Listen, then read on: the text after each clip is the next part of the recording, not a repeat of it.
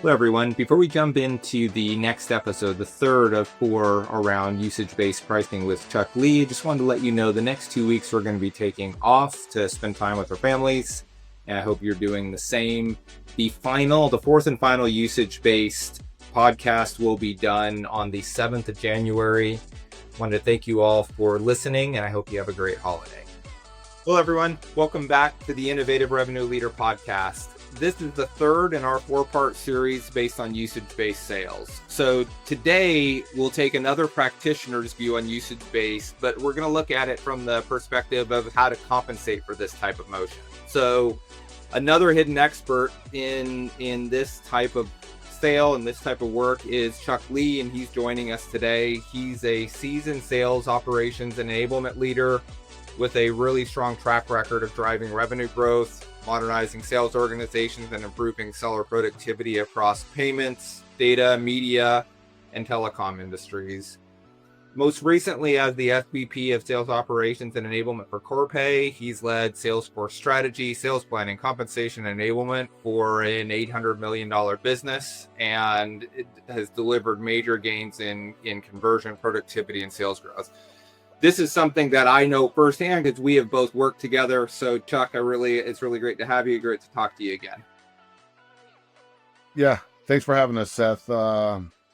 It's been a great, probably 5, 6, 7 years. God, Lord knows how long that we've been working together, talking, keep in touch. So more than happy to jump in here and talk about some of these business problems that we have talked through in the past. Yes, and I mean, going back to that, I mean, yeah, our history is pretty long, and it's interesting because when we were tackling this problem and talking about it 5 years ago, it wasn't cool then, right? It was, I mean, to a certain extent, like data providers like Snowflake, AI have created this new model that everybody's talking about being the great new thing that's going to happen. We were slogging away having those conversations 5 years ago before any of this stuff was even discussed. Yeah. I mean, I remember some of the comp plans that we thought about were like, this is a super basic comp plan, and we're like, well, actually, they're way out in front of the market, right? Because of the way that we're dealing with this big question of how the heck do you pay the person for selling this thing?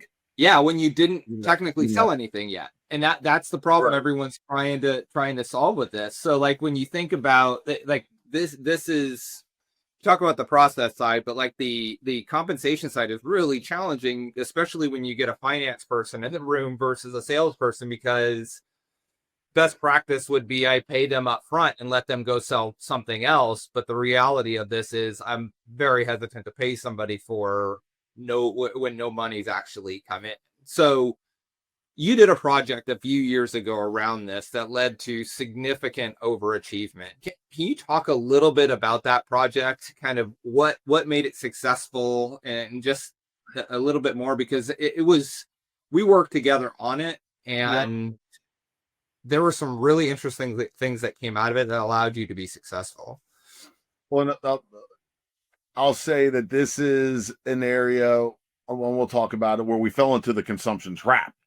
So, and always the question is, in this consumption stuff, is how long do you keep that new business seller in the deal? So on this particular, and we've got this out in I think you've got a blog that you linked out before about this for more details and information. So, nothing new here. The core issue that we had was we have a pretty scaled up inbound sales team, and we had a team dedicated to converting inbound leads, and this was a huge lever in our sales plan.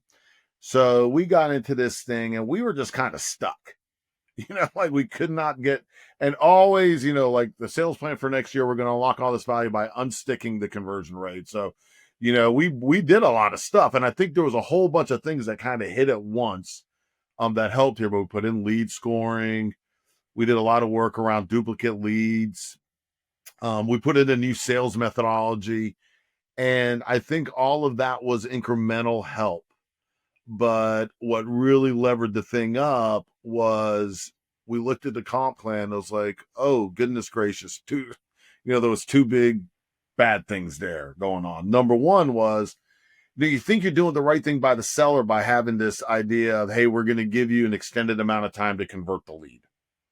And in our case, we said into month 2, which is because you may get the lead the last week of the previous month. And there's, only got a chance 3 times to call the person. We're penalizing the seller for not need all these things. But that threw this little curveball in there, which had the seller thinking to themselves, that old lead's the one I really got to call into because it's about to go away. I'm about to lose my last chance. So call leads that were least qualified. Right. And the least likely to close anyway. I mean, they may have been super qualified, but they're just old, so they may have already been on with another provider by then. And then we paid our sellers on consumption post-implementation.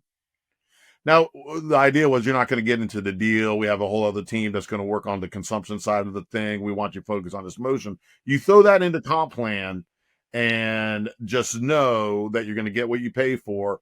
So what we were paying for was sellers to call the oldest leads and sellers to call existing customers. So you can imagine double-edged sword here. Number one is we're looking for every reason in the world not to call the newest lead, which has the best conversion rates.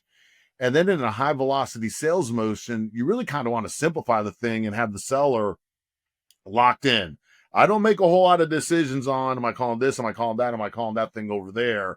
I'm calling what's in front of me. Yeah. And I'm getting paid to call what's in front of me.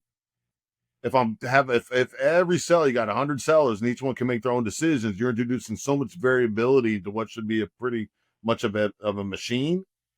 So we simplified the heck out of the plan. We stripped it way down, kind of went to a points-based thing. I mean, we got out of the revenue thing. We just said, hey, look, all the technology, everything we've done, let's get this seller focusing in what's in front of them.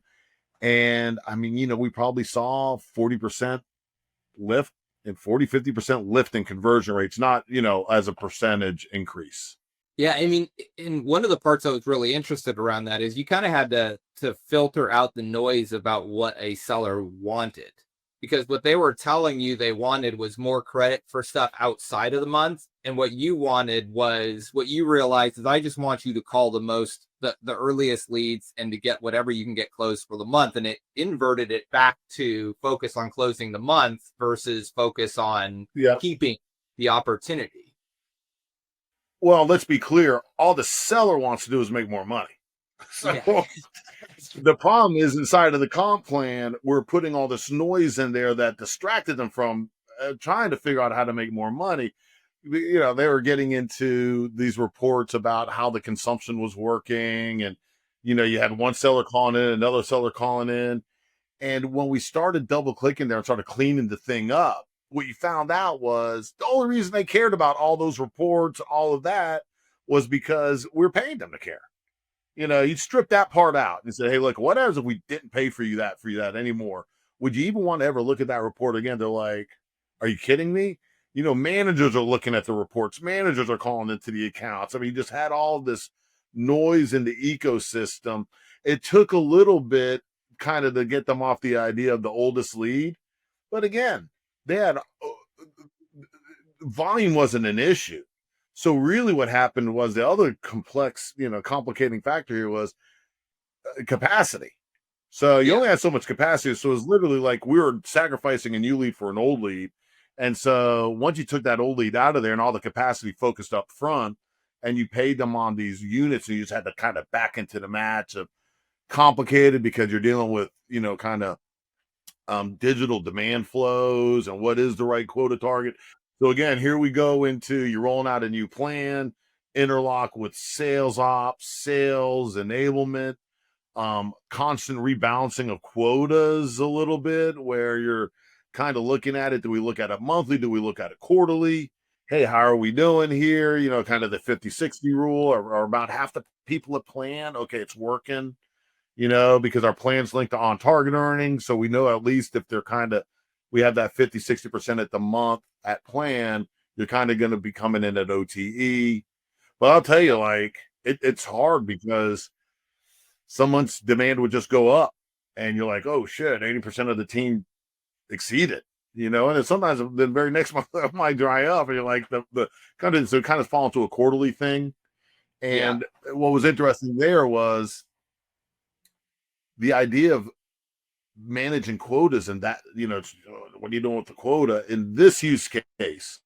In Yep. this use case, in this dynamic, it worked okay with us because it was tied to this kind of inbound motion. And the really what drove the number is the amount of money you're spending in the market on digital spend. So, you know, it's weird dealing with the quota and adjusting it month over month. That was kind of getting some intense conversations, but we gave back. So the thing was, is we increased quotas, but we also lowered them. It just depended on how do we make sure this thing is dialed in where half the teams that plan, Yep. but not doing retroactively. So anyway, it was a lot of fun. Yeah, so I mean, but balancing in that way, that's really important because it allowed you to hone in. You're paying on a much tighter timeline. It would never. I mean, the industry that you're working in was very volatile to the market. So you have demand, right. so you had to do it monthly, and by tying it that way, it allowed you to have a lot tighter quotas. But you did something that a lot of companies don't really think of.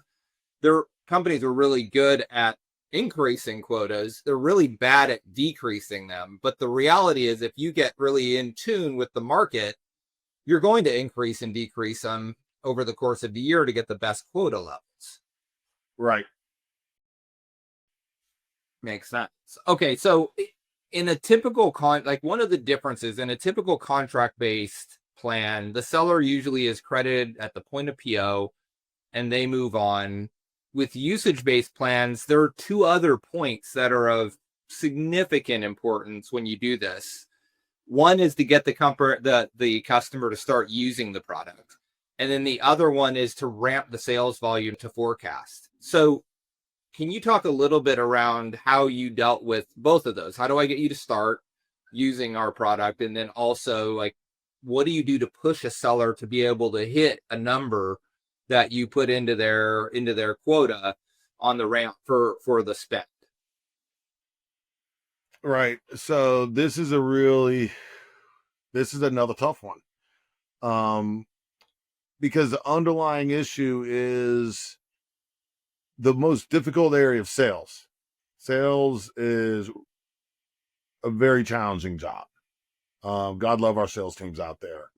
And the most difficult area of generating revenue is displacing the incumbent, no matter what the incumbent is, the status quo, you know, primarily status quo, right? That's what I'm trying to displace out of there.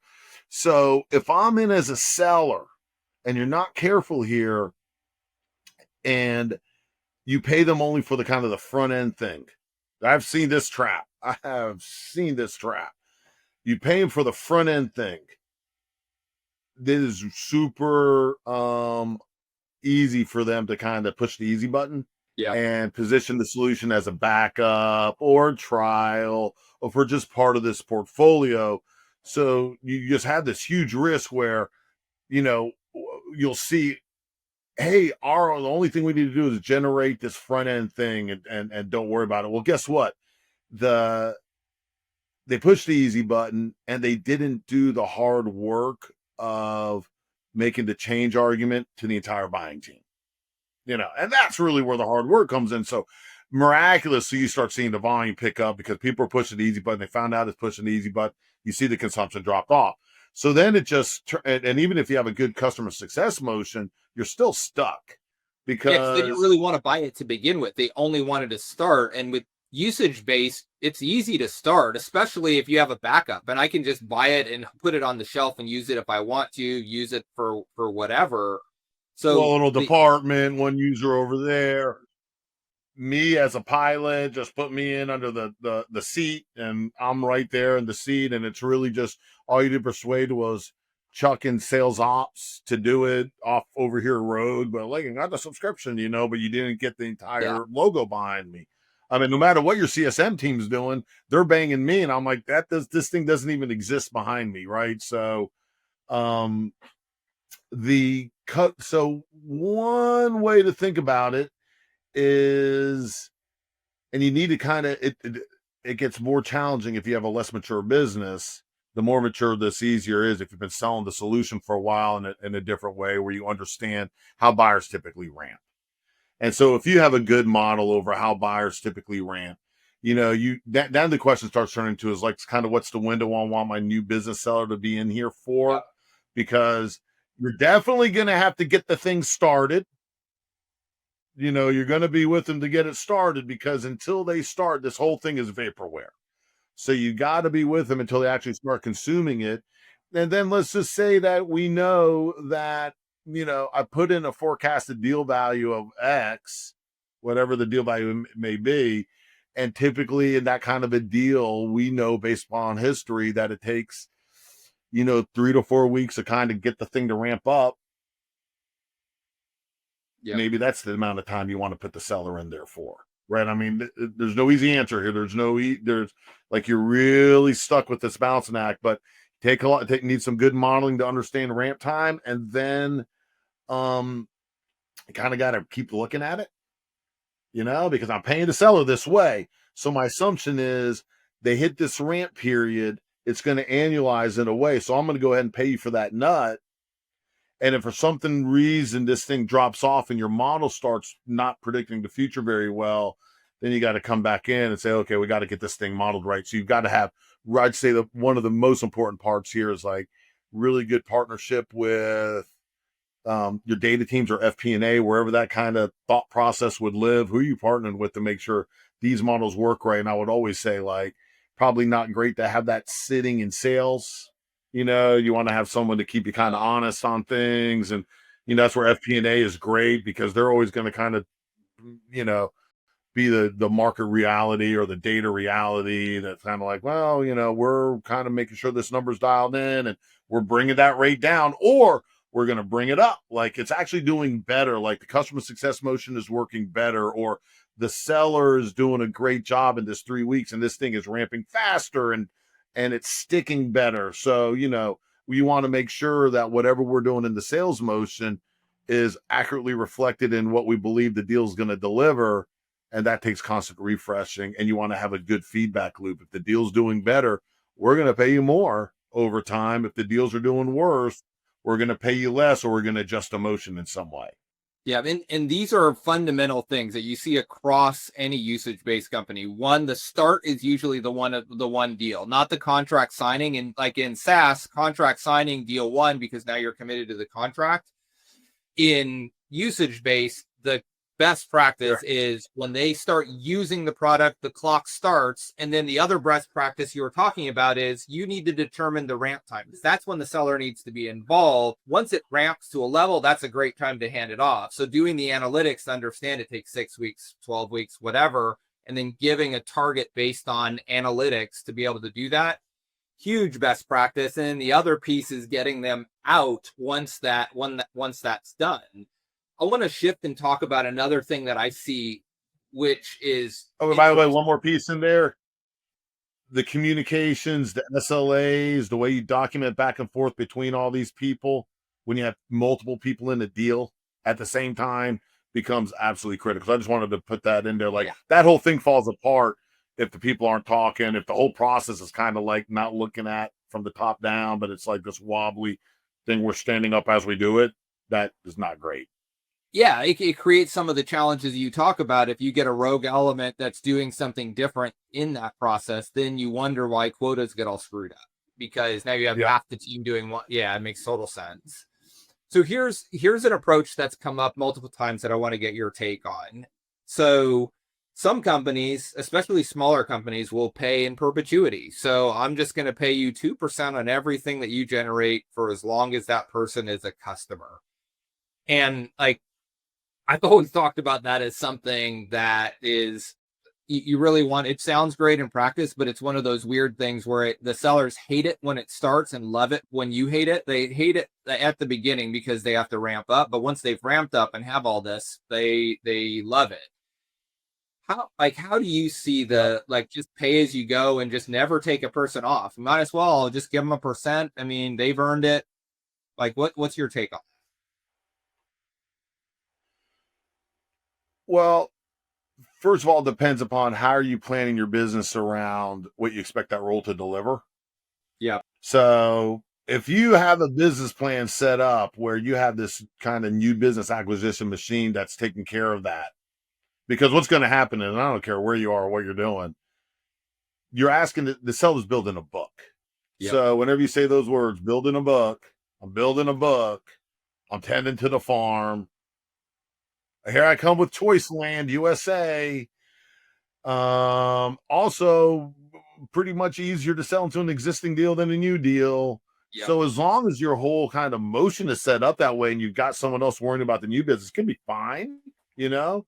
But if you really expected that AE and their AEs, and we expect them to generate new logos, and I've seen it all the time. And I talk to a lot of people out in the market that are in these smaller businesses that are expanding, and it is a trap because you start with that new business acquisition engine. You're not necessarily thinking through the revenue engine in a way of what do we do with this thing kind of as it goes and becomes an account. How do we reckon with those motions to upsell and cross sell? But we're just going to keep that person in the deal. They kind of always had them. They know each other very well. It's relationship is formed and all those good things. Again, nothing wrong with it unless you expect them to be a new business hunter. And if you have a business model, all of a sudden it's like, whoa, what just happened? Our logos aren't coming in. We've got a bunch of hunters on the farm. And if you think about like the hiring profile, so the whole world is completely different. I've seen the thing like, oh, we're hiring for the hunter farmer, which is like, I don't even understand my hiring profile. One is resilient, the other is a problem solver. You just start getting into these things. Hey, how do we develop that? One of them really needs to be expert at how do I work into a deal and sell. Another one, an AM, is really important for them to know how to work the problems that come up inside of the company. Yeah. So one of them, I'm the face of the company into the buyer. The other one, I'm the face of the buyer into the company. So like it starts getting to be really difficult. How do we develop them? And then you get put it into the comp plan. You're like, oh, you're asking me to figure out in how I pay these people, which is just no big deal. It's only the absolute most important thing in their life. So because we've decided to have this not do the, it's actually like we've chosen as a company not to do the hard work of figuring this out. Yep. We're going to stick it in the comp plan. We're going to let the seller be the decision maker. And we're probably going to make it be where none of us are ever really happy because they're going to figure out the way to maximize earnings is going to be in the farm. The way to maximize earnings is going to be in the farm.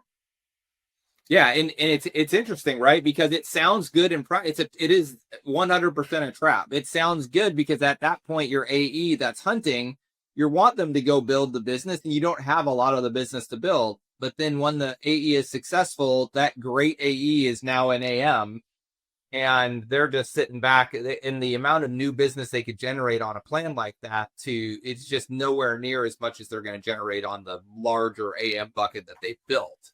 I'm looking for the book. I'm looking at my bookcase there. Was it Predictable Revenue? Was it the book way back when? It's like, why do we have SDRs? And it was kind of like the same story of, I need someone doing this lead gen because once I start getting into a deal, that's all consuming for me. And this is just the same story, just another extension of it. You want to see something. This is always the classic thing because you're trying to build the prospecting muscle, and you want everybody to like, we're doing all this stuff to make sure. Really, the whole reason you're doing call blocks and all this kind of stuff is the distractions called I'm working the farm. Oh, we got to take all those distractions of the farm away from. We're going to force you to call every day from 9 to 10 because we don't want you to get into the farm, and we know the farm is beckoning you there. And by the way, the thing I talked about before with implementation in the deal, where I'm sticking with it for a while, brings up the same issues. That's why you got to be really careful of like, how long do we let them stay on the farm for? Because even then, even while I'm implementing, I'm kind of, I'm hoeing the dirt and getting the thing ready to go. I'm not out there hunting, Yeah. And that's where you're most valuable to a large extent. There's a reason why retention isn't easy. It's much easier to retain your customers than it is to build new ones. Chuck, thank you so much for joining. Really appreciate it.